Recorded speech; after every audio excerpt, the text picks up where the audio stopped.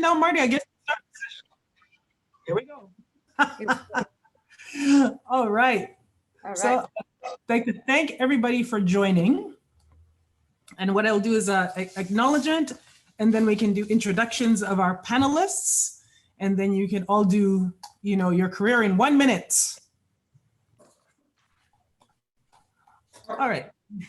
So here's the introduction. Thanks to everybody for joining us. Bienvenue à tout le monde to PAFSO's Tradecraft Week. Today's session is a roundtable discussion focusing on women in trade. This is a reminder that the session is being recorded to be posted on PAFSO's YouTube channel at a later date. We acknowledge that PAFSO is hosting this Tradecraft Week on the traditional unceded territory of the Algonquin Anishinaabe people. And PAFSO acknowledges them as the past, present, and future caretakers of this land. And that leads us into our session. What we thought we would do is we'll have a roundtable discussion. We'll introduce our panelists in a moment, but we're talking about women in international trade, really. And what we want to talk about is the past, present, and future of women in international trade. So what I'll do is I will turn to our panelists in alphabetical order. Lindsay Marginot. No, sorry, first Christine Laberge. Christine Laberge first, Lindsay Marginot, Samina Qureshi, Tara Sherwater, and myself, CJ Scott, as your moderator. And what I asked these panelists to do is to prepare their career in 1 minute. So if you can sum it up in 1 minute to give the audience an idea of how it is that you've progressed through your career here at Global Affairs Canada, that would be very helpful. So Lindsay, would you like to start? Or Christine? I thought it was Christine. Christine first. Thank you very much for organizing this session. I have to say, 1 minute to summarize 21 years, it's quite a challenge, but I'll try to do it as succinct as possible. So I joined the department in the year 2000, but it's true that before joining in, I had to do 3 months of English because my English was not good enough. And as I was saying before this session started, I should have had more than that because I'm still making mistakes. I'm still sometimes struggling in English. Since then, they taught me 2 or 3 other languages that I feel I speak better than in English, and it's okay. So my first job was at desk officer in REE, doesn't exist anymore. That was Eastern Europe. This is when I met Pamela Isfeld, I have to say. After that, I went on posting vice consul, trade commissioner in Rio de Janeiro. Came back deputy director in science and technology, short 6-month TD as a science and technology officer in The Hague. Then came back to S&T, but then became EA to ADM Ken Sundquist, chief trade commissioner. Then he was also ADM to Asia and Africa. Then went to Barcelona as the head of mission consul, just exactly where you are, CJ. And came back as deputy director of BIS and then BIP quickly, and then went to have 2 years as director of CFSD at the CFSI, and now here ambassador in the Dominican Republic, and I'm at year 1, still alive. That's it. 1 minute. Fantastic. 1 minute. Oh. Well done, Lindsay. Can you do it? Why your career in 1 minute? That's a hard act to follow. Hi, everybody. Hi, everybody. I'm Lindsay Marginot. So I joined the department about 15, 16 years ago now. I have only ever worked in headquarters for 8 months in my career, and it was my very first 8 months. I worked in the softwood lumber division, and then I went out, and you'll have to drag me kicking and screaming back there. Since then, I've been in Washington, China, Chongqing in China, ROPAC, so the regional office in Vancouver, Delhi for 5 years, and now most recently in Dubai. So all in trade jobs, mostly as a trade commissioner, just that very short stint as a trade policy officer. That's it. Very good, very good. Okay, Samina, over to you. Can you do it? Your career in 1 minute. Okay, I'm going to try. So hi, everybody. First of all, I'd like to acknowledge that I'm here on Indigenous lands in Treaty 6 territory in Edmonton, the traditional meeting grounds and gathering place for the Cree, Saulteaux, Blackfoot, Métis, Dene, and Nakota Sioux peoples. So my career, I started back in '98 And I was part of the Ab Initio program. I did official language training for a little under a year. I started then in the department in what was then, some of you will remember, the 5-year FSDP, Foreign Service Development Program.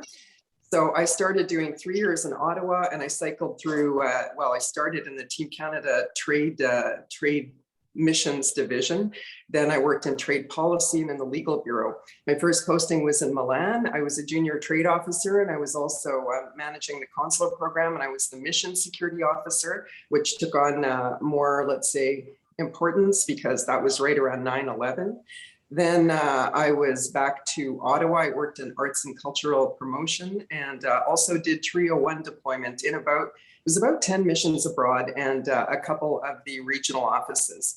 Then I went out to Prague as the STC, my first time, and I came back and I worked in what was called ROP&T. That was the Trade Commissioner Service for the Prairie Provinces back then. We were covering Alberta, Saskatchewan, Manitoba. I was doing the infrastructure sector.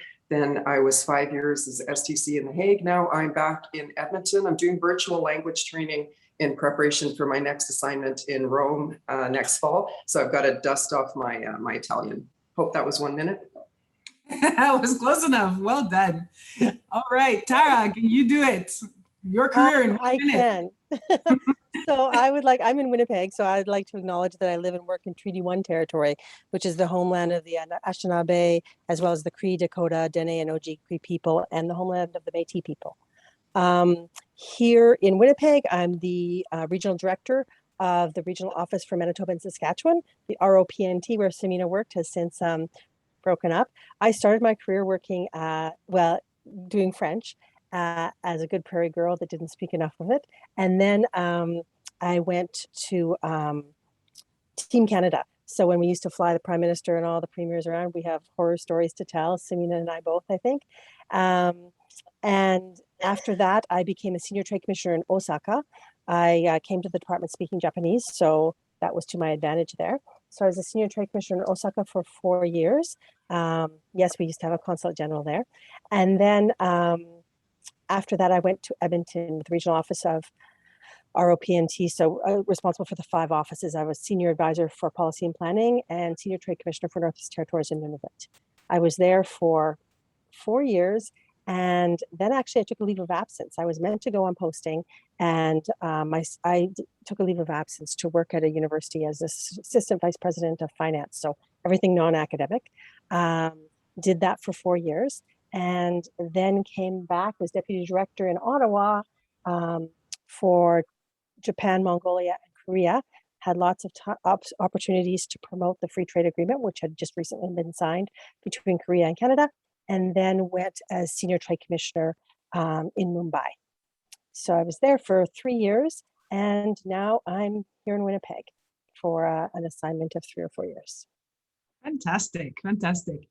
And for my part, I also started in the department in 2004 in language training to learn French, started in the Trade Law Bureau in the beginning of 2005, moved into another division that doesn't exist anymore, GGTT, which was Sub-Saharan Africa Trade, before going on a temporary duty to Washington, D.C. to cover for one Lindsay Martineau while I was there. I returned to the department and worked in what I think is one of the most fun divisions, one that Samina Krushi had been in before, which was operational, deploying Trio to different missions abroad, and then went on posting to Johannesburg, South Africa, our trade office there, and then pulled a very strange hat trick in which I became the senior trade commissioner for the Angola trade program, but I still stayed in South Africa. I moved down the hall from my old office, and I stayed in the same office, but had no responsibility for South Africa, but rather for surrounding countries in the region. Then returned to Canada to work in the regional office in Toronto, and then came out here to where I am now, which is Barcelona, Spain, to be head of office here. So that is my career in 1 minute, with Global Affairs Canada, with the one exception of having stepped out for a little over a year to work in management over in the Ontario Ministry of International Trade. Okay, so that's it. That's the kind of career path then that we've managed to have while we've been here in government. But I want us to cast our minds back, please, to when we all first started. When you joined the Foreign Service, what did you think your career would look like? What did you envision it would be like? And did you have any women role models that you looked to when you first came into the department? What do you remember from that time? Who wants to jump? I can start. And I'm gonna do a bit of in French and English both, if you don't mind. And to say for the audience as well, please post questions in the chat in English or French, la langue de votre choix. OK. Écoute, en l'an 2000, le ministère était pas ce qu'il a l'air aujourd'hui. Je pense que mes collègues vont pouvoir aller dans le même sens. C'était un ministère qui était très masculin, qui était très conservateur. On l'est toujours un peu. Mais si on compare avant-après, c'était très sérieux comme ministère. On l'est toujours, mais j'ai du mal à expliquer comment c'était, mais je ne voyais pas beaucoup de femmes dans la hiérarchie. On était engagés depuis plusieurs années, 50-50, hommes-femmes. Mais à mesure, dès qu'on arrivait au directeur adjoint, c'était exponentiellement, ça descendait. Et puis, il y avait très peu de femmes dans la haute gestion. Et celles qui avaient, c'était des femmes qui avaient réussi, je m'excuse de tomber dans le cliché, mais c'est des femmes qui avaient réussi un peu dans le modèle masculin. Donc, elles étaient plus tough, elles étaient plus dures, elles travaillaient plus fort. Puis je vais dans les clichés, mais c'était ça quand même. On est à une époque aussi où même côté de comment les gens s'habillaient, c'était le suit. Tu avais le choix entre gris, bleu et noir. Tu n'arrivais pas avec un foulard, tu sais, pour dire hey, aujourd'hui, ça me tente d'être en couleur. Non, non. Il fallait faire oublier un peu que tu étais une femme.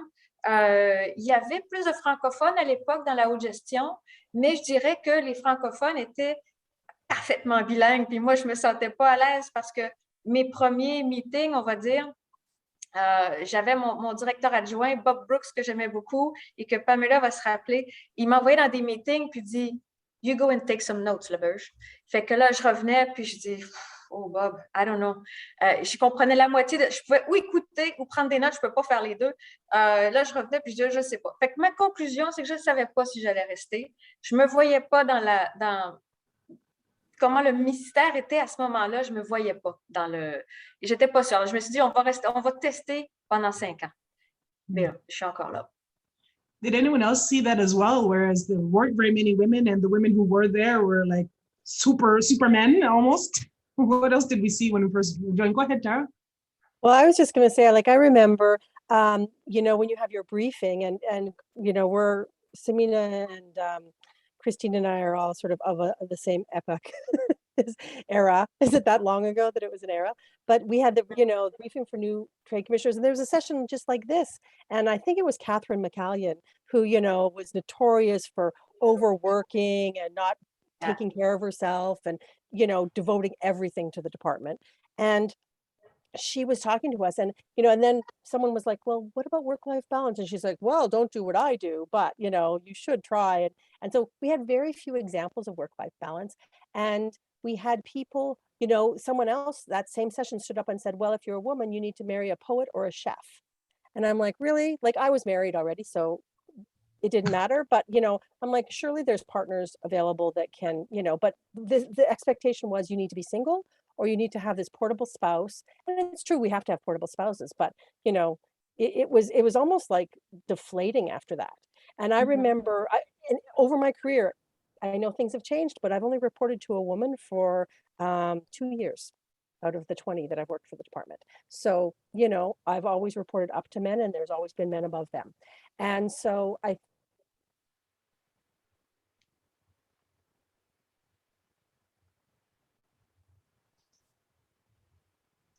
think she's having connection issues. Okay, I thought it was just me. Sorry. and we would just hire we would just, can you guys hear me okay? I think we can hear you now. Yes, we can hear you now. Okay. We would just hire a nanny in Tokyo and bring because we were all nursing, we would bring our kids up there, and 3 or 4 of us would dump the kids with the nanny and go do our thing and then come back at lunch and nurse the kids and then go back. And, you know, like we were our own community of practice and our own community of support because we couldn't find that elsewhere. Wow. Lindsay, did you have a similar experience? I could see you nodding when Tara was mentioning certain elements there. Absolutely. But I actually maybe want to address it from a bit of a different perspective. I'm surprised to hear so few female managers. I can tell you that is actually probably one of the more framing pieces of my early career in the department, was the strong and awesome women that I got to work with and work for, who helped frame my career. My very first director was Patricia Fuller. She was very demanding, but she really did teach me how to be a desk officer in a way that you can't learn anywhere else but on trade policy. Sarah Wilshaw was my assignment officer, and she encouraged me to take on an assignment in a place I'd never wanted to go to, which is Washington, where Linda Watson was my STC.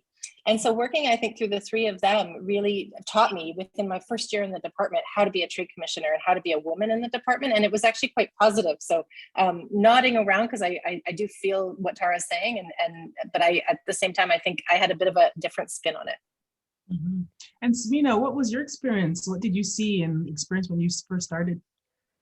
Well, I agree with Christine and Tara. In fact, that's bringing back some memories. I remember hearing that part about your spouse should be portable.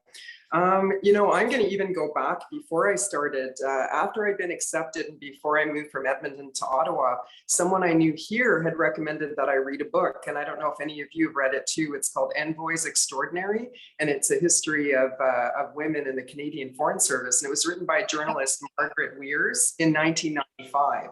So I must have read it in about 1998.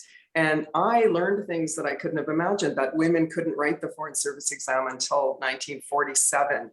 And that until 1971, if a woman Foreign Service officer got married, they would have to leave the department. So I sort of had an eyebrow raised. I wasn't sure, what to expect when I went in there. And as, Christine said, there weren't that many women in leadership positions back then. So I was just kind of, keeping my eyes open and, talking to all different sorts of people about what this career could possibly be like.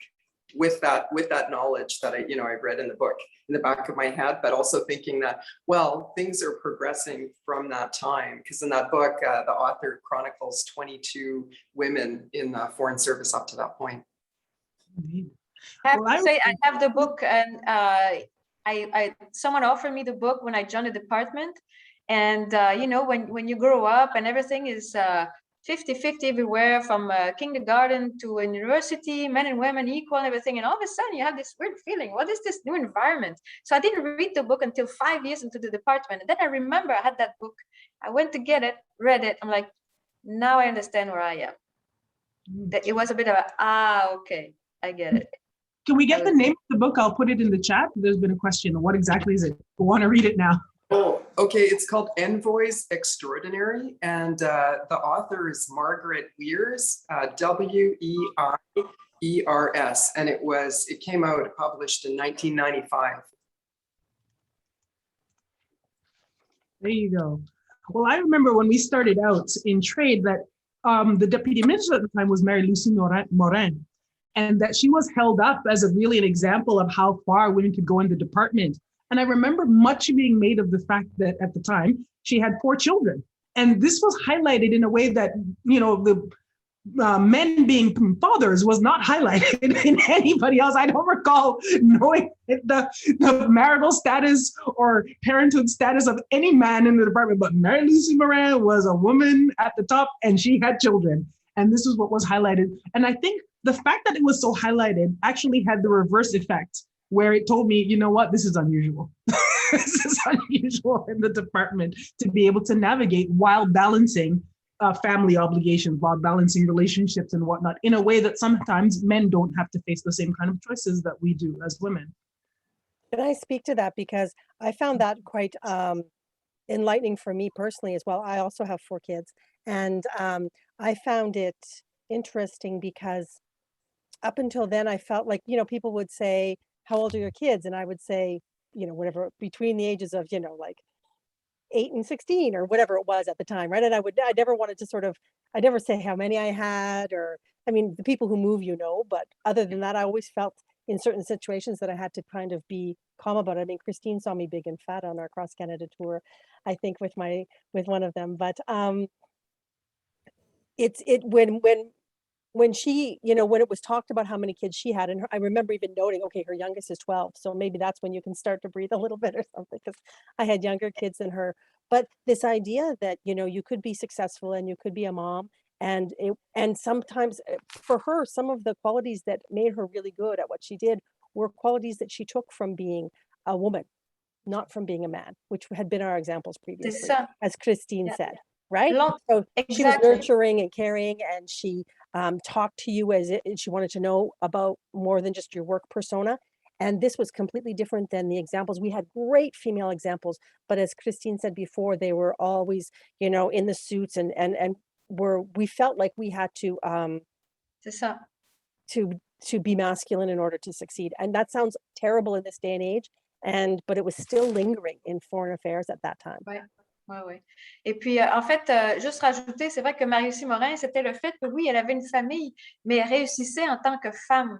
Et elle était, donc, c'était leader et en tant que femme. Et il commençait à voir, il y avait d'autres personnes aussi, d'autres femmes dans le ministère qui avaient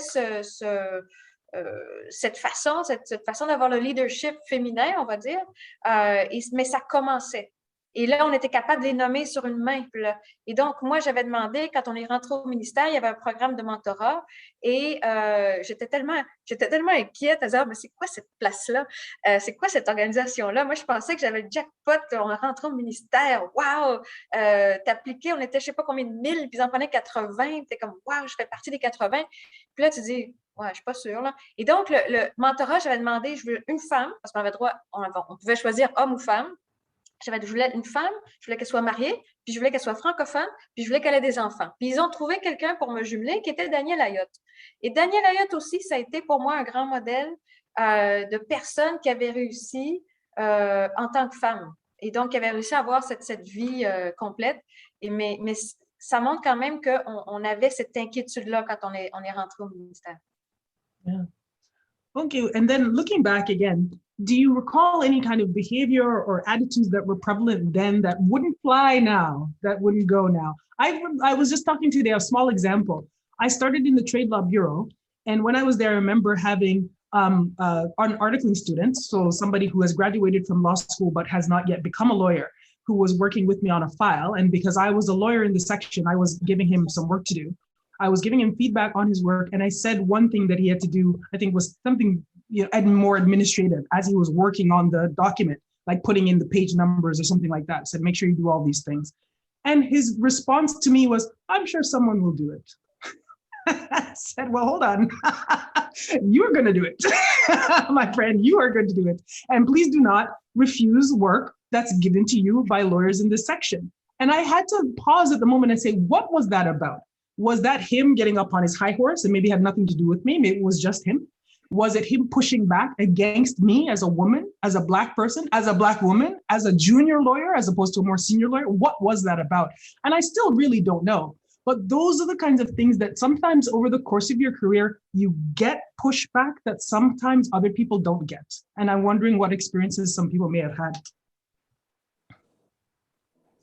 Wow. Écoute, ça, c'est un exemple. Je ne sais pas en quelle année c'est arrivé, ça?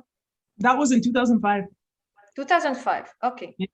And the shocking thing for me was that when you're an articling student, you're the low man on the totem pole. You're the lowest person, in the division, right? Ouais, écoute, je te pose la question parce que je reculerai un tout petit peu dans le temps, un tout petit peu avant, 2001. 2001, il y a une tolérance au sexisme qui était comment je pourrais dire ça? C'était subtil. Les gens faisaient des blagues, mais c'était pas sérieux, mais ils répétaient, mais c'était pas eux. Ils répétaient ce qu'ils avaient entendu, ils disaient que c'était pas eux, mais bon. Et pour donner un exemple de ça, mon premier meeting avec mon STC, j'étais à Rio. Je vous donnerai pas de nom. De toute façon, la personne a pris sa retraite il y a très longtemps. Mon STC à São Paulo, moi je suis à Rio, c'est mon premier voyage là, puis c'est le lay of the land. Alors voici ton travail, le backup, le background de tout ce qui se passe, le niveau commercial, tout ça. Et ensuite, il y a le chapitre sur bienvenue au ministère, tout ça. Et il me dit, c'est vraiment dommage, hein, parce qu'on engage des femmes. Puis là, vous allez me dire, les autres filles, là, si vous avez déjà entendu ça, je suis certaine que oui. Il y avait une blague qui disait, une blague. C'est un commentaire qui disait, c'est dommage parce que on engage des femmes 50-50 et avec le temps, elles disparaissent. Mais finalement, celles qui disparaissent, c'est celles qui sont plus cute. Ouais. Et que the better looking ones were eventually getting married because of the job, they would meet people and find a husband and then, continue their career, not stay home, but just, and then only the less cute stay in the department. Wow. Mon STC qui me dit ça. Puis là, t'es comme, what the hell? Fait que là, je me suis dit, tout ce que tu parles dans ta tête, je dis, moi, je pense que I'm not cute enough because I'm still here. I don't know. Fait que c'était le genre de choses que les gens se permettaient de faire des commentaires, puis il n'y avait pas de problème. Puis là, toi, t'es comme, wow. Donc, ferme-moi la parenthèse. Yes, il y a le pushback. Des fois, tu te poses la question, est-ce que c'est moi? Mais des fois, il y avait juste l'ambiance qui était ailleurs. Yeah. Any other experiences or things that you look back now and say, that wouldn't fly today? I had an experience like that when I was finishing at Team Canada. I was meant to go on language training for Japanese before I became the senior trade commissioner in Osaka. And I wrote to the then consul general and said, so I'm pregnant. And so I'm already a 3+ in Japanese, so it doesn't really matter. I didn't really need the language training, but I'll still take language training, but I'm going to take a little bit of time off. Mm-hmm. And I think that might have been the first time that he realized I had kids, but I already had kids. But he then proceeded to tell me, well, this is a difficult job. There's night and evening work. As long as and I'd already been given the job, but there's night and evening work. And I just want to make sure you're prepared for that. And I'm thinking, would you have said that? Like if there was a man taking that job and saying that he was going to take a month or two of parental leave. So I was really frustrated. And at the time I didn't have female mentors to go to, but luckily I had a male director, and I showed him the email and I'm like, am I wrong to be kind of like, and he's like, and there was actually curses that came out of his mouth. So I felt better. And that was Peter McGovern. And he's like, yeah. And he gave me a decision, a talk about how just what Christine is saying, it's a conservative ministry. Don't worry about it. He shouldn't have said that. And I was able to write back and say, you know what, I'm good. Like I have a spouse, turns out, that is going to actually help me with that raising child thing, And so you don't need to worry about my personal life sort of thing. But it was difficult. And if I didn't have that support from others, and just to say it doesn't always have to come from women, it can come from men too, but we need those allies just because we start gaslighting even ourselves and wondering, am I wrong to think this? Yeah. Well, we have some questions that are coming in the chat. What I was hoping we could do is go through the present and the future of women in trade and then address a lot of the questions. So please put your questions in the chat. I'm making note of them and we'll put them to the panelists when we have about half an hour left in the session. So we have about half an hour left to cover the next two phases, which is the present and the future. Are any further comments on what things were like in the past? Otherwise we can move on. No further, fantastic. Okay, so in the current day, we're moving away from what it was and we're coming to what is. And what I wanted to know is what you've seen in terms of the impact of our department's feminist foreign policy. There's been so much emphasis on, well, when our prime minister came in, now it's 2015 and cabinet must be 50% women, and the introduction of a feminist foreign policy in Global Affairs Canada. What impacts have you seen this focus have on our work, on our what we do, and how it is that we move through this department? Go ahead, Samina. Well, I was thinking about that, over the years that I've been in the department, and I think that the impact that I see in terms of the work we do, and having just come from a posting overseas, is inclusive trade. And the BWIT division, I think they're just over 20 years old, so that's about the same length as the time that I've been in the department. And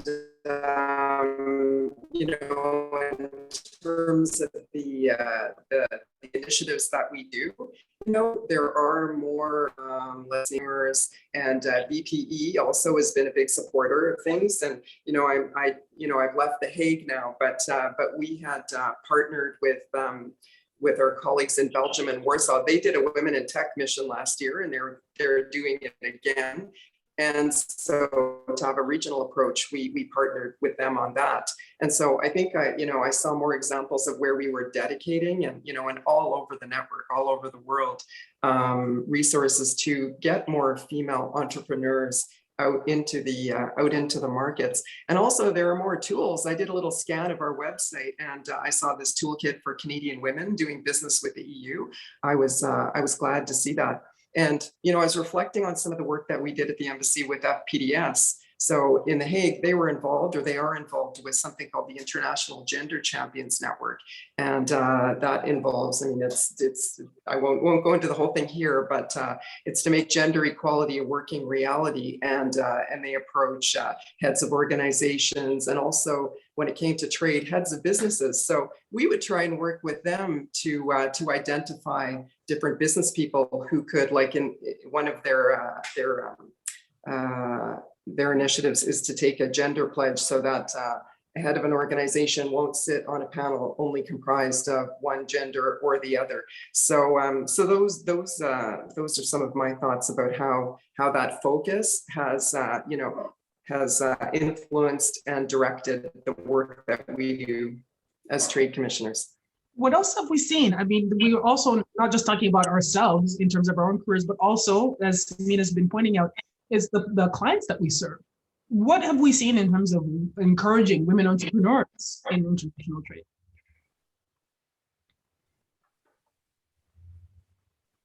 Yeah, I guess maybe I'll jump in on that one. My first posting was in Washington, where I covered the technology sector, and we sold everything to the US government. It was all men.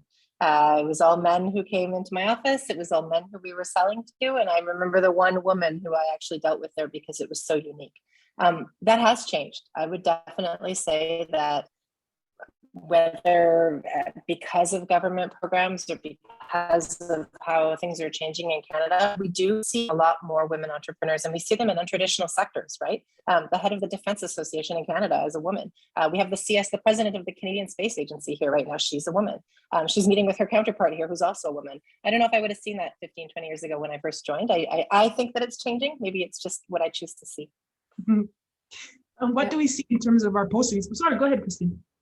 No, I was just going to add exactly what my colleague said, in the sense that, that as we are going through time, there is this thing of social media that changed the game, and where people who are like, they were alone in their corner, or not a corner, but they were isolated, they thought they were alone. All of a sudden, they can regroup, they can talk, they can share, they can stay in contact. So when you do have women networking, you can find now women in mining, which was not a women's sector, and then they have this group that they call Women Who Rock. So try to imagine that before social media, it wouldn't have been possible. I don't think so. Sure. And what do we see when where we are in posting, as Lindsay was pointing out, where we go on posting often affects how we can do our jobs, how seriously or not we're taken, and how we can promote women in the sector. I see a comment in the chat from Tam Ims saying that when she was in the Middle East, it was a really conservative masculine culture, which could affect where she could and couldn't go and with whom she could meet up to a point, right? So what have we seen then in terms of postings from our own experience and from hearing other people's experiences being women in trade, whether in the service or as women entrepreneurs?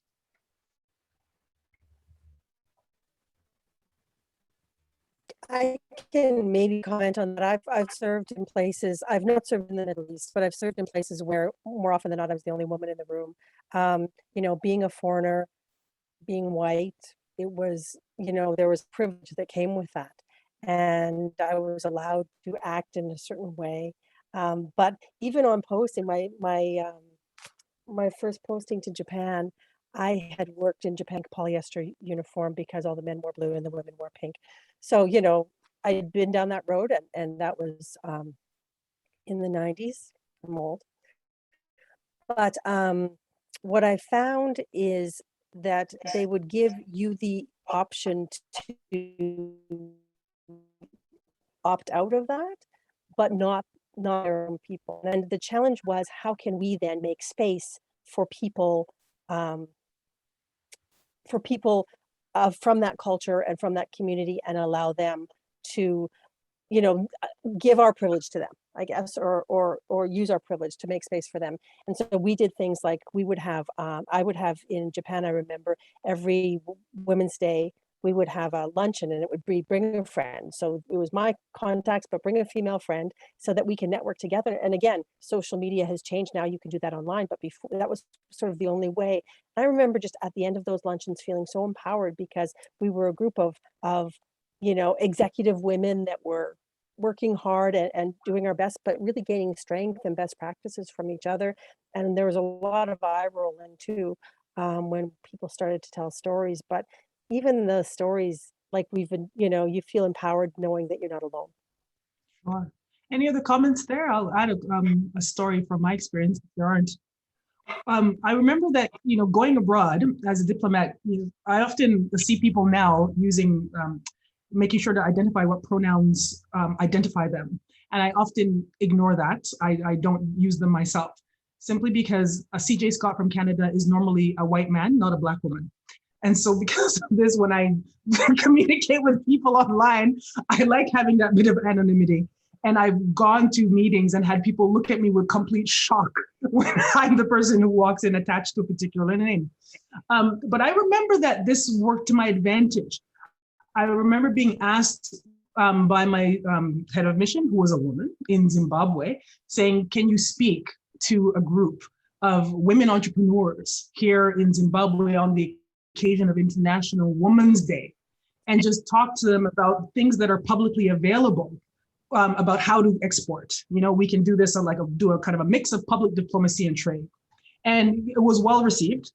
And I remember that my head of mission was asking, well, some of the things that you did, like I designed some games and we played that. She said, would you have done those things if it had been a group of men? I said, probably not. You know, it was more of a woman's touch, but it went over well. But I remember being asked a second time to do a reprise of that speech to another women's group. And I remember the head of that women's group said, look, when you have to give a particular message, and it's the same message that should be given to this group, but when you come and you give it, you're coming from Canada, but you are not what they expect as a Canadian. When you come and deliver this message, you deliver it as their sister, and they will accept it more from you than they would accept from somebody else, right? So this is the kind of ways in which multiple overlapping identities can play a part. Culture plays a part, both our own and the places where we go. And I think it's just incumbent on all of us to be aware of those different possibilities and venues. Sometimes it works against us, sometimes in our favor. All right. Any other comments on the present? Because then we can move to the future. Well, yeah, I think it's just a quick word on saying that I totally agree with you in the sense that what makes you different, sometimes, the first reaction was like, you feel out of the group, but then you say, how can I use this? And being ambassador here, sometimes, you're being announced ambassador La Belge, well, without thinking, they expect a man, a certain size, like a certain voice. And then I show up, 5'3.5", on good days when I'm tired, I'm 5'3", and I have this sub voice. And so I just came back from I was on a mission, but I felt I was on a mission. I went to see community leaders that don't want to hear anything about a mining project in their community. And the fact that I showed up, small size, soft voice, and the fact that as a woman, I'm really I'm here to listen to you. I'm here to have a dialogue. Well, guess what? We had a dialogue. And then, so the first, you could feel that they were expecting a debate, confrontation, everything. But me, as a leader, I don't want to talk on behalf of everybody, but as a woman, I had a different approach and it worked well.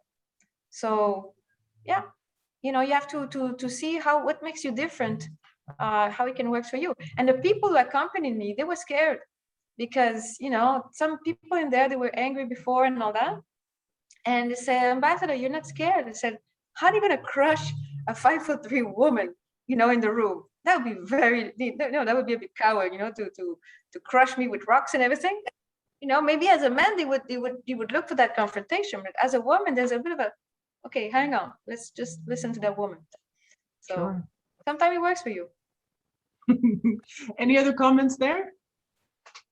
All right, we'll move on to the future and we'll move on to the question and answer sessions. There are a couple of questions that have come in the chat. Please keep continuing to post those and I'll ask them of the panel in a few minutes. All right, so in the future, now I want you to cast your mind, given all the change that we've seen over the last 15, 20 years that we've been in this service, what do we see as coming forward for women in trade? You know, I'm just looking at the very fact that even gender itself is being completely reimagined. And there are possibilities now that exist that nobody was talking about 10 years ago, 20 years ago. What would a panel like this look like in the future? Go ahead, Samina. Well, it's a really good question because things have been changing so fast. And in getting ready for this panel, I thought back, this is just a comment before I get to your actual question about the future. But in 2018, there was a gathering of the global TCS network in Mississauga, I think. We called it Shea Humber because we were all staying at Humber College. And it was the first time in an awfully long time that we all got together and we'd seen people, you know, I saw people I hadn't seen in like years and years and years. And one of the special guests there was the first woman trade commissioner who was hired in 1969, Patricia Marsden Dole. And she was honored at that gathering. And, you know, again, I remember looking at the stage and looking at her and hearing her speak about her experiences about being out there, you know, doing the job, you know, as the first female trade commissioner. And then looking around the room and I thought, okay, well, from where she stood when she joined to where we are now and looking around at our group, I thought, okay, we've come a long way. And I know you're asking, what could it look like? Well, then I thought back to this project that TCS did a couple of years ago, the Humans of the TCS, where they did profiles about trade commissioners from all over the world. And again, you know, I thought, okay, maybe the next panel will be called Humans in Trade, where we're not focused on, you know, on the, you know, on such specifics, let's say. And even there's a quote on our website from Patricia Marsden Dole that says, you know, the important skill, like I'll just read it. I wrote it down because I thought it was very apropos to what we're talking about today. But she said the important skill is to have an organic sense of what's driving the economy wherever you are and see the fit for Canada in that when you find a connection between a Canadian seller and a foreign buyer, gender doesn't matter. And so, you know, I think I'd like to see a Humans in Trade panel, unless we get so far in the future that artificial intelligence then we're going to have these TCS avatars. I don't know. I'll be robots. What does anybody else see will be in the future? Where are we going with more gender equality and multiple gender identities? What will happen in the future for global affairs? I have to say, one of the things that I would be so excited to see is panels of all women, or panels where there's not just one woman. The number of times that we speak and we host events and we have trade shows and we do conferences and we are invited as the woman, that upsets me. It really, really frustrates me when people say, oh, well, we're looking for some gender balance. Can you speak? And I just, no, find it somewhere else, actually. But I was reminded today on Twitter, there was an image posted by the Department of National Defense of the new minister walking in with her, I want to say chief of staff and the deputy minister and somebody else. And I've forgotten actually who the names were. But it was 4 women walking together into the Department of National Defense to lead it. And the nature of the negative comments, wow, you know, this is ridiculous, 4 women, they don't know what they're doing and all brand new to the ministry and everything else. And I thought, never in our lives have we seen a picture of 4 men and said, what are they thinking? Right. Exactly. And so it's really upsetting that still happens for women. If we were just to create a panel of all women to talk about trade, that wasn't called Women in Trade. It was just called Trade. Yeah. Is saying, I mean, revolutionary. Please let that be the future. Fantastic. Tara, Christine, any comments there? Yeah, what I'd like to say is that when I was thinking about that, I had the same idea as Samina. Like, yeah, the next step is like, you know, we go from binary men, women. Now people are claiming, you know, different hats of like diversity or LGBT or languages and anything. And then maybe the next step is that when people kind of claim all those identity, that there's just in mosaic de mosaic. Donc, so you don't have like groups anymore. It's not polarized anymore. So then it's also mixed up that because someone could feel more the identity towards the diversity than the LGBT or to the language. So, but sometimes someone could feel the identity much more the language, like being francophone more than anything else. So you have all those sides. It goes a different degree depending on the person. But I think that for me, the next step, it will depend on the organization, in the sense that I think for me, the next wave is really systemic, in the sense that now the barriers are not the capacity of what we can do as individual, but the system in which we evolve. So for example, we discovered that telework was really good for women in particular, for everybody liked it. But for people who had to juggle a lot in their lives, teleworking was of great help. Well, that's systemic. If we see how they hire, the hiring process, maybe when they hire, it's not just men, women, but also the different hats and all that. So how do you take that into account? The promotion process. So these are the different areas where the department is reflection. I mean, for sure they are thinking about that right now, and we just have to see how it's going to come out at the end, and that's also how we're going to be shaped in the future. Very good. Tara, any comments there? The future. Well, I'm with Lindsay that, I would like to just I love it when someone asks, we really need your expertise, and it has nothing to do with the fact that they need a woman for the panel, because sometimes it's the opposite, and you feel undervalued then, because my gender is somehow what is front and center rather than what I bring to the table. But I was heartened. I was just on a call not long ago. It was, provincial ADM to federal ADM, and we ended up having 6 people on the call, and they were all women, and it just happened that way. And I would like to see that more. I would like to see more, not that we're excluding men, but just that, the natural makeup of leadership sometimes is, people get concerned when, as Lindsay said, well, we can't have a female deputy minister and a female, and then, female ADMs and then female DG. We need some diversity, but they never said that when it's mostly men, right? And so, or they're starting to say that, of course. But I think that's what I look for is, when we see boards of major companies, when we see the own leadership in government, when we see governments around the world start to sometimes have more women just because that's the way they were elected or that's the way they were made up, or sometimes fewer women, but in general that is not always the rare case. Right. And maybe we'll get there and maybe we won't, but fingers crossed. Well, I'd like to add, I think the fact that we have this as a policy goal is not just helpful in itself in terms of fostering more equality, but it's also helpful as a template for other groups of people who are also underrepresented in our service and underrepresented in trade. So to the extent that a feminist foreign policy and a feminist lens in Global Affairs Canada is successful, then that same template can be used to really make our department and make trade look more and more like Canada and look more and more like everybody who's in it. So I think that would be a really helpful thing. So I'm all for it. Let's make it happen. All right, so now let's move forward then to advice and comments. There are questions in the chat, and also I asked all of the panelists as well what advice we have for the people who are coming behind us, the things that we wish we would have known when we first started out. So I'll start with the questions that are in the chat, and then we can move more generally to any general pieces of advice that we'd like to impart. So one question that has come in the chat says, there seem to be a lot of opportunities within trade, but can anyone share tips on how they start or manage their family while growing in their career? How do you balance those things? Okay, well, I'll comment. Because I've already disclosed so much about my personal life on this panel. My advice always is that you can have it all, but you can't have it all at the same time. Mm-hmm. And so sometimes you have to make choices.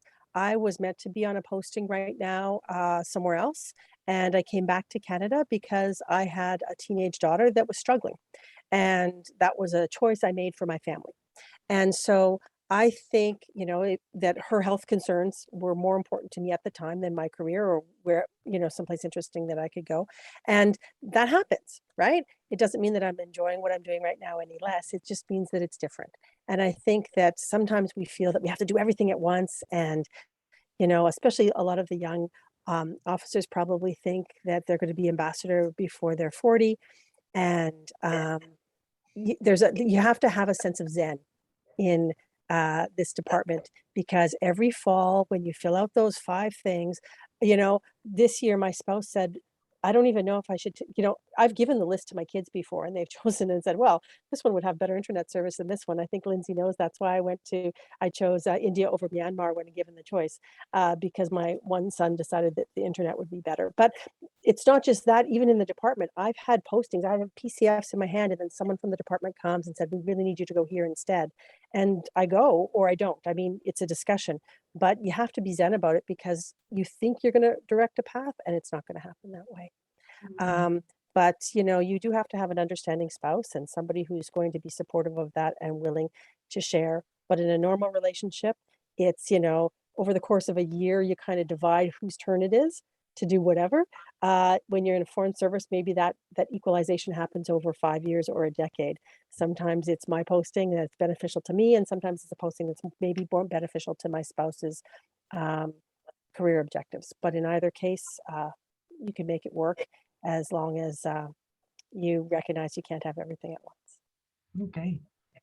Lindsay, I see you nodding as well. I know you've had many experiences along these lines. Yeah, and I think I absolutely agree with what Tara said. I think, all of my best laid plans when I came into the department have never actually materialized, but it's been okay. It's been really okay in spite of that. We made a decision to come to Dubai, a place that I've never really, been too interested in, because it had really good schools and because it has a great academic program for my kid who needs that right now. Would I have wanted to be in Europe in a cool little post with some snow? Totally.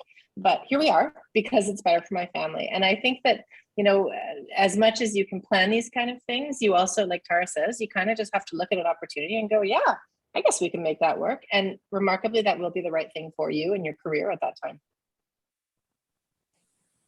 And then another question now, aside from just having a family, but managing a dual career relationship, how is it then that we've been able to manage this for those of us who are managing those things or have managed them?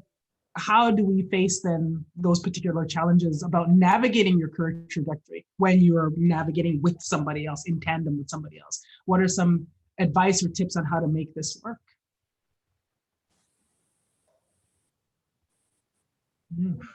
Well, nobody knows. I don't want to keep going to jump We're in. all clueless. We're clueless. Not sure we have answers to that. Yeah. I was going to say on my side, I think patience. I know I have an extremely patient spouse who's in it for the experience and not in it for his own career. He likes to call himself a trophy husband, and he just lives that experience. And that's great. It works for us, but you need to find that right person for whom that would work. It doesn't work for everybody. Yeah. I know one of our colleagues where when she was first applying to the Foreign Service and she was dating somebody, and she turned to that person and said, look, this is what I'm planning to do. And if you're on board, then get on board. Otherwise, we're going to break up because I'm going in this direction. And so he also became a trailing spouse, as the term goes. And so that's how that's managed. So essentially, one person either has a portable career, or or you do that trade-off, right? You do that trade-off of, okay, I'll go to this place because it's going to make your career a bit easier, right? Yeah. So that's also. But this is also what we go back to, how the organization is going to move on, in the sense of if, for example, the department and other companies are going to accept more telework agreements, well, then for women to have a spouse, going with you abroad, then there will be less compromise or less choices to make. So this is where I'm going with the strategy, these systemic barriers, that sometimes are invisible, but this is going to be the blocker if we don't have teleworking as an option. Mm-hmm. Yeah. What else? How else can we manage then these family relationships or personal relationships while also navigating our careers. What other kind of advice can you give? I would say that, well, first of all, women aren't the only one that are asking men to follow them, right? So we have colleagues that are also bringing their male spouses along. And I think that there is this kind of stigma against male trailing spouses. In one of the posts we were at, there was a group called Spouses Traveling Under Duress, and it was studs, and they would play poker once a week and complain, I think, probably. But what I think that the important thing is really just to talk about it. But I think for both kids and spouses is also for them to have something that's theirs. So I always say, you don't have to buy a house in Canada, but you have to sort of have a place, a city, a location or something that when you're coming home, that's where you're coming home to. I think my kids thought perhaps we would be living in my dad's basement when we actually moved back to Canada, because when we came baback in the summers, that's where we would stay. But that was sort of their spot, right? And for spouses as well, they need to have it doesn't, it might not be a career at the same level or the same because you're asking them to quit every 3 years and follow you, but they have to have something. And sometimes that means, in my case, it was staying back for a rotation so that my spouse could get tenure. He's a professor, but in other cases, and now it's like, okay, can you please organize your sabbatical so it matches with my with my travels, or can you take a year off and come? So these are the things that you have to do, but it helps if they have something, whether it's a hobby or a career or a place that they feel at home in, because otherwise you're taking them around. And even we have bad days at posts, and if you have a bad day at post, or if you have a bad day in Ottawa, it's just a bad day. If your spouse or your kids have a bad day at post, it's all your fault, like absolutely all your fault, because you dragged them to that godforsaken place. And so just remember that. And when you come home and they're like, because, they had a crappy day at school, or, you moved them between grade 11 and grade 12 and you ruined their entire life. You just have to kind of take it and say, yeah, but I'm positive it's going to be beneficial to you. And even my kid that moved between grade 11 and 12 now will tell you that it was a great experience, but for the first 3 months he hated me. It's good to know that, the hatred doesn't last forever. And then, of course, we do talk about having family, having spouses, but then there are those of us who have neither and are footloose and fancy free. But at the same time, we also have to maintain our relationships with other people, with our family of origin, with our friends, with other people with whom we're very close. How do we manage that in this very nomadic lifestyle that we've adopted? Go ahead, Samina. Well, I've got a comment about that because I don't, I tell people, they say, oh, do you have family? I go, well, not the traditional family, it's me, myself, and I kind of thing. So yeah, I do have family and friends in Canada. And, I'd seen my career as, going from posting to Ottawa to posting and just sort of a continuum like that. But after my posting in Prague, I decided to take a year of leave without pay to come and spend some time with my mom here in Edmonton and help her downsize and this.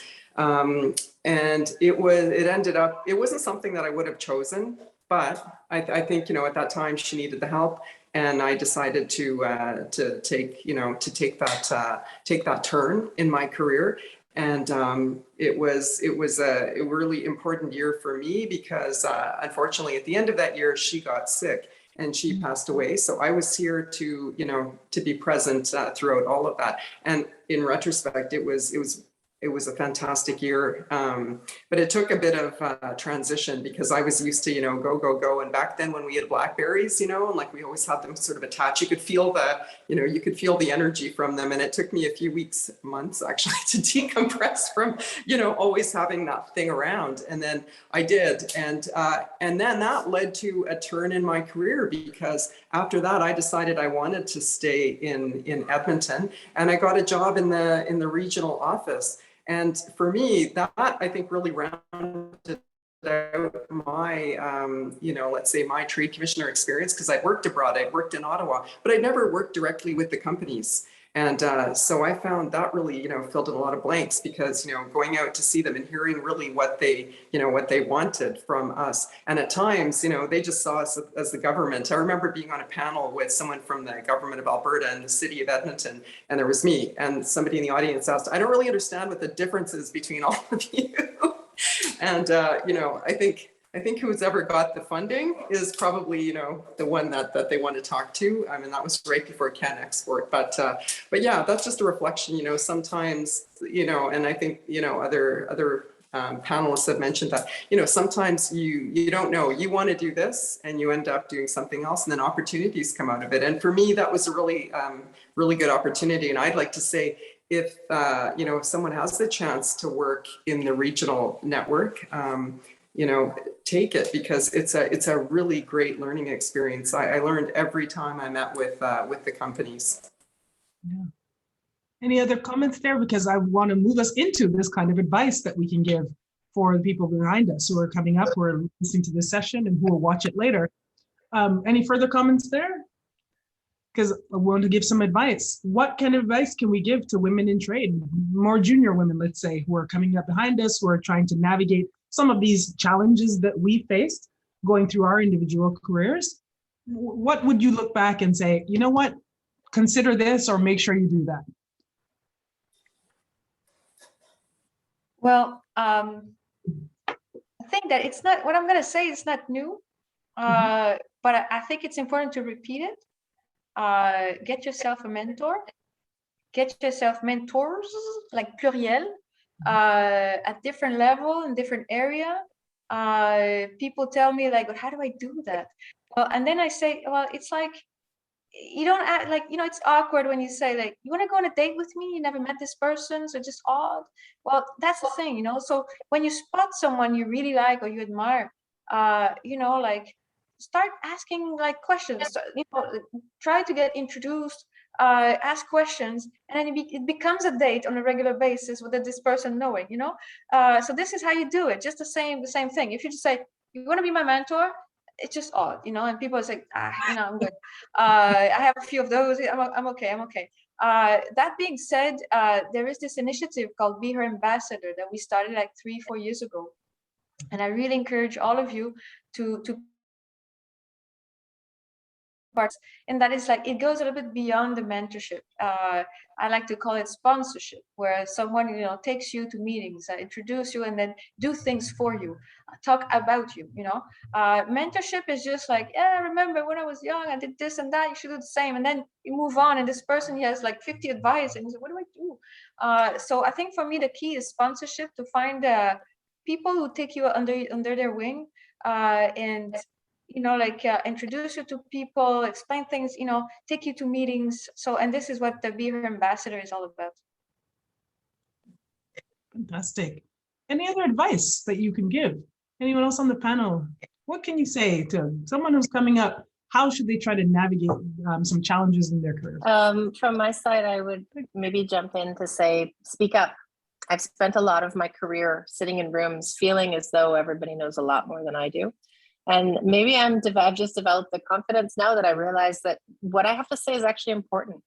And that I regret not speaking up or sharing views earlier on to say, I think we might be going in the wrong direction here. Or has anybody considered this? I would have never said that in a room with more senior people, especially men. And maybe I've just built the confidence now to do it, but I wish I'd done that earlier. So that's what I would say, speak up. Very good. Can I add something to that? Because I think Lindsay is totally right. There is something that we should do, and I've practiced myself, is l'idée de décomplexer l'ambition des femmes. L'idée de dire, c'est une chose positive que de vouloir, comment je dirais, de viser des objectifs, de dire, mais moi j'aimerais faire ça, mais moi j'aimerais aller dans tel posting, et puis moi j'aimerais faire un acting. Et donc il y a un côté où est-ce que on est toujours on the cautious side, tu sais. On va appliquer, mais quand on va être à 90% prêt pour la job. Alors que nos collègues masculins ont raison, c'est-à-dire qu'ils lèvent la main, peut-être quand ils sont à 60 ou 70% prêts. Et tu sais quoi? Ils ont raison. Et l'affaire, c'est que si tu appliques à un job, que ce soit à l'étranger ou à la centrale, où est-ce que tu es 90% prête, c'est comme une paire de pantalons. C'est que tu es déjà rendu à cette taille-là. Il faut que tu choisisses des pantalons un peu plus grands que ta taille pour être capable de grandir dedans. Donc, le 60-70%, it's about right. And in that sense, sometimes we hesitate to raise our hand and say, well, actually, et puis, je pense que de grandir, il faut souffrir un petit peu. Des fois, ça fait un petit peu peur, mais il faut se lancer. Personnellement, moi, j'ai appliqué pour un poste de chef de mission. Et puis, je veux dire que j'étais pas sûre de mon coup. Je me suis dit, I don't know, should I not? Et puis après ça, je me dis, écoute, j'ai le profil, j'ai ci, j'ai ça, j'ai ça. Why not? Let the system decide if you're a good fit or not. And then, you know, when I apply, people say, you know what? You speak Spanish already? You do this, and that. Your experience. Yeah, sure. So, and this is how things happen. And sometimes we kind of, I don't want to say we self-eliminate, but we don't put us in the game. So you have to raise your hand and say, yeah, I'm in. I don't know if you want me for that job. If I'm the best fit, I'll let you decide, but I'm in and I'll tell you why I'm in. And that's it. And also, I'd like to do a publicity. There is something called l'effet A. You know, so in French, if you're Francophone, you can do that in Montreal. But now they're coming with a virtual version in English. And frankly, and then you hear a lot, you hear women in a senior position talking about how they made their career. And franchement, ça te donne des ailes. Voilà. Mm-hmm. Voila. Can you put it in the chat then, the where that is, so that those of people who are interested in it can look into it? Any other advice? I would like to echo what Christine Laberge says. Have the confidence of a mediocre white male. Take that on. And, you know, when we think about imposter syndrome and you feel imposter syndrome, remember that everyone feels that. Men, women, black, white, brown, we all feel it. And so it's okay to feel it sometimes, but maybe look at your resume, or, you know, make your list of why you're good for a particular position and reread it and remind yourself that you're there. And not only that, that there was a lot of people that considered, for rotational staff, there's a lot of people that consider us before we get our PCF, right? They talk to people. It's not just the references you gave. We all know they talk to other people. It's your assignment officer. It's the ambassador or the consul general, or, you know, a direct supervisor at post. All of those people looked at your competences and said that you would be right for the job, whether at home, in Canada, or abroad. And so don't discount their opinion by feeling that, wondering if you're good for the job. They've already determined that. Now all you can do is just go and be the best that you can be. And when you start to question yourself too much, remember that you're not just questioning your own opinion or your own worth, but you're questioning the opinion of others, and they thought highly of enough for you to be there. So you can do that. Yeah, definitely. On the imposter syndrome, this is something I have to deal with this every time I get a new job. I'm like, oh, am I going to be good enough? But you know what? The thing is that the best advice I got was, it's normal that you feel like that because you're new and you don't know that you become the job. So trust that you will become the job. No one, the first time everybody's an ambassador. No one knows. Il n'y a pas de mode d'emploi, il n'y a pas de livre, il n'y a personne. Et chaque mission est différente. Donc, la première fois, c'est la première fois. Et puis, you have to trust yourself that you're going to take the right decision at the right time. And c'est ça, you become the job. Daniel Ayot told me that. You become the job. Yeah, absolutely. I would say, you know, just to echo some of these comments, is to say, number one, don't argue against yourself. If you're going to go put yourself forward, don't make the argument of the other side saying why you shouldn't be there. You should be making arguments. You should be on your own side all the time and look at yourself clear-eyed and put yourself forward for what you want. And if somebody's going to tell you no, make the other person work to tell you why you shouldn't be there. When it comes to imposter syndrome, that feeling that maybe you don't deserve to be in the room, my perspective has always been, well, I didn't break in. Somebody let me in. So if somebody let me in, I must be allowed to be in here. So that's fine with me. So if somebody says I shouldn't be here, well, that's your fault. You let me in. So that's too bad. So here I am.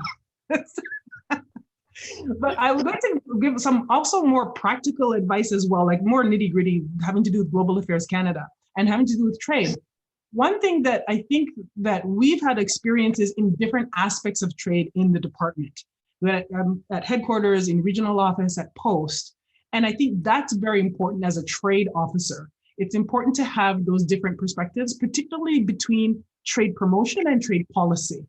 There are plenty of positions in trade policy that are quite interesting, but if you don't have any kind of background in trade policy at a more junior level, you're not going to be considered for those positions later on because you have nothing in your resume that shows that you know how to handle that.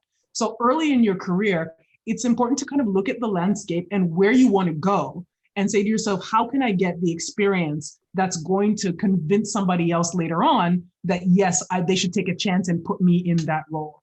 And one of the ways that you get that idea of a roadmap for yourself is by, as the panelists have suggested, is by talking to people and by talking to people who are more senior than yourself, right? But don't worry about reaching out to people. Number one, if you are in trade, that's one of the skill sets that you already have and that you will develop as a trade officer, is that you have to go out and talk to people. That's it. You're an introvert, you're an extrovert, doesn't matter. You go out and you talk to people. And the people that you're talking to are also used to being approached and used to talking. We like to talk. Don't worry about it. Approach us. We love to tell you. We'll chat your ear off. No problem. So do what Christina said and just write to people and say, look, I just want to have a bit of advice. Can we meet for a coffee or a virtual coffee or, and can we talk about how I can navigate these particular challenges? And that way they can signpost for you things that you should be looking for in the future. And I also put in a pitch for the regional office. It is a fantastic place to learn how to serve companies. Even before you go out on posting, to learn how to talk to companies, learn what it is that is important to them, and learn how to guide them. Because we serve companies, but sometimes we serve them by telling them what they should not do. And we should not be afraid, again, to take a very strong stance and say, this doesn't make sense. What you're proposing is foolish. You need to go someplace else. So to be able to give direction and be confident in that, it takes time to develop that confidence. But really, after a few years, once you've developed that kind of perspective, understand that you have enough experience to give that advice to somebody else. You know more than they do. You don't need to know reams more than they do. You only need to know a little bit more than they do in order to give somebody else advice. Right? So that's my advice for the up and comers. Anything else? What else can we say? CJ, I've got just two comments on leadership. One of them, totally agree with the comments about mentorships, and we need to find those mentors within the department. But when it comes to leadership, I mean, people shouldn't hesitate to look around in your own environment, in your own life, for leaders that are outside the department and looking at the qualities that they have, that they bring to whatever it is that they do, that you can absorb or you can make your own and bring to your work at GAC. And it's looking around and always, keeping an open mind and open ears and learning from our colleagues, no matter where they are in the organization. Because someone recently reminded me that you should be your own leader, no matter what it is that you do. To own it and show leadership. Maybe you don't manage anybody, but you can still be a leader, within the group or within, let's say, you're dealing in a multilateral context or something like that. But you can be your own leader, no matter where you are. Mm-hmm. What opportunities have people had for leadership, and what has that given you in your career? Like, what have you seen? Obviously, we've had some where we've been the boss, being senior trade commissioner, and sometimes having people report to us being at post. But what other opportunities are there for leadership for us in this stream? Maybe I can jump in on that one. It actually flows on a conversation I was just having with our home here. In that, I think everybody, once you get to a certain point in your career, you need special interest projects. You need something that you feel passionate about, that you can do off the side of your desk and show some progress on, change the department, make this place better. And, you know, for some people, that's a functional sector. That's something that they love. It's, you know, advancing hydrogen or, you know, improving remote connectivity. For me, it's been helping other women advance. And so I put a lot of time into supporting women who are in assistant positions, for example, or finding opportunities to coach other women through some of these competition processes, whether it's LES or CBS or whoever it may be, because that's something I do. I feel really passionate about that women don't have the coaching and the leadership and the opportunities that many of the men do, particularly abroad in some of our, you know, in various countries. So I would encourage everybody to come up with something like that, something that you can lead. It doesn't have to be outward. You don't have to talk about it all the time, but it's something that makes you feel and it lets you know that you are doing good things for the department. That's what I think leadership is. Fantastic. Other comments there?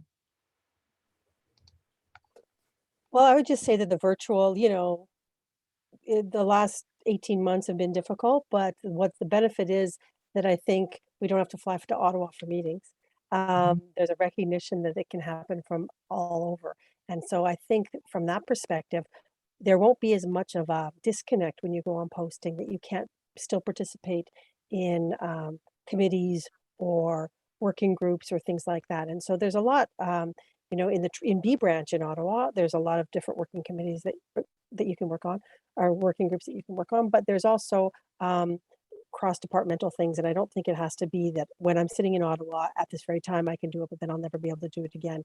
Those opportunities are going to continue. So when they put a call out for looking for people to work on the visible minority working group or the psychological health and safety working group or whatever it is, you know, take them up on it because there's opportunities to lead in each of those. And I think that it'll be something that don't do it because it'll look good on your resume, but the skills you'll learn as you come in contact that you would normally with. And I think that will also provide, broaden your network and broaden your skills. Very good. Other comments there on women in leadership roles? I'm wondering what comments we might have on some of the career paths where people have stepped outside of the department. What opportunities do we have in trade if that's something we wanted to do? How does being a woman in trade prepare us for, you know, a future in the global affairs or outside of it? You know, when I decided to leave the department for a short time, I looked at my resume and I realized that there's things that I can do that aren't just government-y. I can, you know, manage budget, I can lead people, I can write policy, I can I'm good at planning. And those are the things that I ended up highlighting when I applied for jobs elsewhere. And when I got the job at the university, it was in an area, you know, I was responsible for an area that was the finance, the human resources, the retail services, you know, all these things that you sort of doesn't come across, but my business knowledge helped with the retail services. I was, you know, I'd had HR experience, I'd had financial experience. Now I was suddenly had a budget of, you know, millions of dollars instead of my measly little 16,000 CSF or whatever it was. I mean, but with salary envelope, you know, we have big budgets. And, you know, that experience showed me that we're probably a little bit more, skills are more transferable than we think. And when we talk about, again, our ability to plan, our ability to lead, our ability to deal with budgets and our ability to deal with change. You know, as a manager, if a manager can deal well with change, do good change management, probably good process management too, and good risk management, you know, that's what people are looking for outside of the government. And we have experience in that and we shouldn't discount it. Sure. Any other comments? All right, last opportunity, I think, for anyone who has a question to post the question, or you can even say your question out loud if you'd like, or post it in the chat. We're about 10 minutes away from the end of the session, and we've just been joined as well by the person who's going to be giving our concluding remarks, who's Chris Moran, who's the DG of Trade and Portfolio Strategy and Coordination at Global Affairs Canada. Welcome, Chris. Oh, are you on mute? Let's see.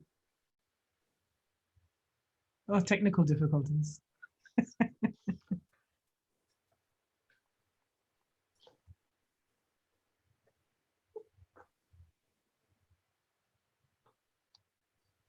Okay. She might be having connection issues again. Maybe there's some connection issues. That's Mhm. unfortunate. All right. Well, I will invite Chris. As soon as you sorted the connection issues, please jump in. And what I want to do is before you do jump in is to thank the panelists here for this very interesting discussion. The advice that you've given, I think, has been very, very helpful and insightful. And I also wanted to touch base on something else that was said earlier on, is that how often so many of us have crossed paths in the past. You know, many of us have either worked together, worked one after the other, worked in the same office, know people in common. And that's something that certainly in the rotational service like Global Affairs Canada, we see a lot of, but certainly in the trade side, we do run across each other many, many times. What advice do we have for people behind us to keep that in mind? You know, keeping that in mind, what advice do we have about the chance that you're going to cross paths with somebody again? Don't burn your bridges. Indeed. What else? What else should we do? Well, I think we can take strength from the sisterhood, right? The fact that we work with people who are sometimes going through the same situations or sometimes aren't, but later on I'm like, oh yeah, when I, you know, didn't care about work-life balance much before, but that person did, I watched how they did it. So now I can maybe take some tips from what they did. And I think that's beneficial because all of us, you know, our circumstances are going to change over the course of our career with Global Affairs Canada. Sometimes we're going to have aging parents, sometimes we're not. I know Samina and I think, you know, we knew each other early on in our career, and then we bonded over the fact that I had gone to Edmonton and nursed my dad as he died, and she had gone to Edmonton and nursed her mom as she died. And you know, who would have thought at the beginning of our career when we were sitting on a plane with in Team Canada next to each other that we would have that discussion 10 years later, but we did. And so I think, you know, that match of the personal and the work, and the fact that we can glean those, you know, I don't know if it's sustenance, because it's not always advice. It's really just support that we're all in this together and we're all trying to do our best. And that's valuable sometimes when we're struggling. Yeah, that's a really good point. I think that what we don't realize when we join the department is that the people around us are going to be our friends or people that we know for 5, 10, 15, 20 years. And maybe the new generation, they look at career in a different way because maybe they have more mobility in mind of doing 5 years here, 5 years over there. But for the people like us who did the career, I mean, people go, they leave, they come back, the friendship is still there.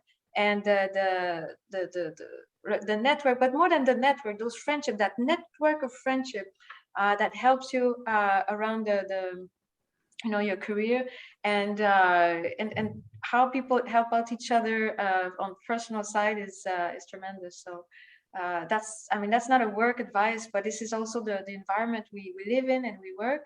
And the thing is that the fact that we spend so much time abroad, the people after 20 years, it's a bit of a kind of family, you know. It's like that, like long distance cousin, you know, like so I don't want to be like you know, like, je veux pas exagérer, mais c'est vrai, je veux dire, c'est comme on a des oncles, des tantes qu'on aime, on en a qu'on aime moins, mais c'est comme ça, we're stuck together, so that's how it is.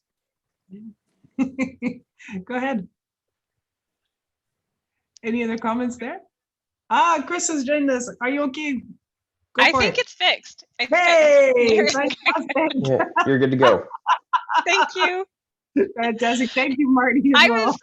I gotta tell you, I was so baffled because I literally just came off a panel where I was using Zoom, and I'm like, what did I do wrong? So again, I'm only hearing the tail end of this, but first of all, thanks so much for having me. I know you had hoped to hear from Sarah, but she got pulled away. And although I was never a foreign service officer, I'm glad that you're accepting to hear from me. So thanks so much, everyone. I'm listening to the conversation that I did here for the last 10 minutes very carefully, and I can't agree anymore. I am so wholeheartedly behind all of that. And I think, Christine, you picked up on a really important point. And I'll give you an example. As somebody who I feel like I grew up in this department, you know, my first job out of university was with this department, and I was non-rotational. But we do form connections. You form very strong colleague friendships and a network. And when I left the department, it was very difficult to leave. And coming back to the department, I have joked that it was like putting on a pair of slippers. You know, I just felt at home. And there is something to be said for that. And I would say that you need to foster those relationships, because being in the Foreign Service is and working in trade, it's still a male dominated industry. And I think if you look at the industry, it's very, very male. I think increasingly we're seeing more women in the public service serving these economic functions. But nevertheless, the milieu that you're functioning in is very male dominated, and it can be frustrating. And there's a lot that I think, frankly, you sometimes just have to bite your tongue. So it's useful to have a network, a good network of women who will buoy you, who will support you, who will give you honest advice, and who can relate to what you're going through. The thing that I think about is one of the questions, and I'm sorry I had to leave because I didn't hear all of the answers, but one of the questions was, what do you gain from being a woman in trade, and how do you translate that elsewhere? And the word that popped into my head was resilience. And it is a complicated space that we operate in. It's an exciting one. It's global. There are all these connections, and frankly, I think women are sometimes better at seeing those connections and understanding, just because of the way that we're socialized. I think that we have an ability to do that, and we have an advantage there. So don't sell yourself short on that. There are challenges, and there's challenges in every workplace. That's so clear. But your network of trusted peers is what's going to help you through those challenges. And so I can't emphasize that any stronger. It's absolutely the most important thing, is to understand who your colleagues are, that are your peers, that you can rely on. And I think probably even some of the people I'm seeing on the screen here, I know I can rely on some of them, and they'll give me honest advice and feedback, and we can have I would say very, very candid discussions. It's so important to recognize that those are required, and we don't always, I think, acknowledge the extent to which we need it in the workplace as well. So having that good perspective. But it's the other thing I would say, is that we're going through a period of change in our department, and I think PAFSO is very alive to that issue. Just today, there was another post-secondary recruitment that came out. Please share it with your networks. I can't emphasize enough the fact that we need new blood, and really talk up the exciting career that exists for you, that you've been able to create in the trade sphere, because we do need more women in this space. We want to recruit, and we want some fresh perspectives, diverse perspectives as well, I would say. But the other thing that's really bearing down on us, and certainly as leaders, we're very alive to the issue, is the change that we're going through with respect to the demobilization of positions. And I think that is actually creating a whole new dynamic in the workplace that we're navigating. Again, women are very good at navigating that complex interrelationship. And so I encourage you to engage in conversations about that. So thank you so much for organizing this. I appreciate the opportunity to come in and to meet some of you. And I'm always available if you have questions, or if you want to come to B Branch. So I'm always here recruiting as well. All right. If there are any other comments, please make them now. Otherwise, we are 1 minute away from the end of our session. Final thoughts, final words? Wow. I thank everybody. Well, go ahead. CJ, I just wanted to jump in and say thanks to you and to the panel. I've been in listening mode, and it's been really, really interesting. And I see that there was somebody in the chat was asking if there are going to be any more events. So I've asked Marty to put a link to the whole schedule for the rest of the Tradecraft week in the chat, but there's an event tonight on Indigenous trade chaired by Tam. And then tomorrow there is one on the day in the life of the readiness program managers with Allison. And then a pub quiz, I think, so at 5 o'clock. So you guys are, everyone is welcome to join us for all of that. So I think, you know, this week has been a success so far, and we're definitely going to look at more of these kinds of things going forward. So thanks to everybody. Fantastic. That link is papso.com/tradecraft2021 in order to access the rest of the sessions and sign up for them. Very easy to register. Thank you so much to everybody who's participated today. I think it's been a very illuminating discussion. This is going to be available on PAFSO's YouTube channel eventually. So Marty will be the one controlling when you can see this again. And with that, I'd like to bring this session to a close. Thank you to all.